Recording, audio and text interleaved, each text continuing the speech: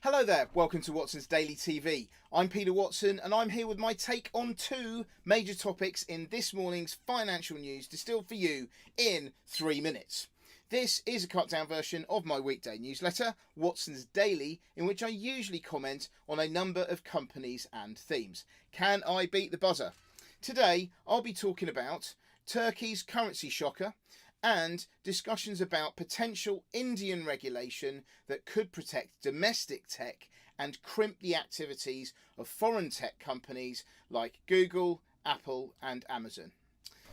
I spoke about this a bit last week, but Turkey is having a shocker currently, with its currency, the lira, continuing to fall as the spat between Turkey and America continues to escalate.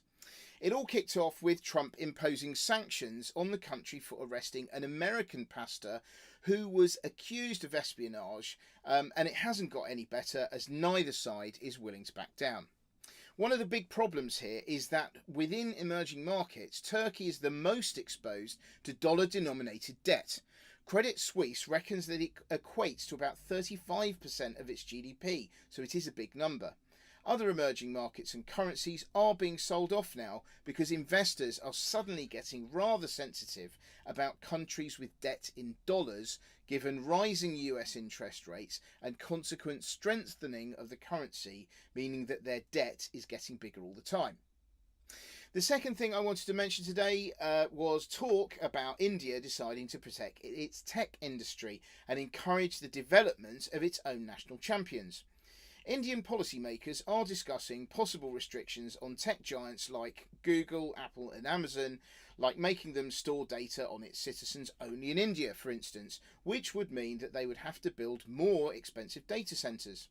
At the same time, they are looking at ways to encourage the development of homegrown companies to create tech behemoths of their own, in much the same way that China grew its own tech champions, Alibaba and Tencent, amongst others. Despite the potential cost increase, given the number of internet users in India is estimated to be in the region of 390 million, which is more than America and less than China, you can see why foreign companies might be willing to jump through a few more hoops given the obvious market potential.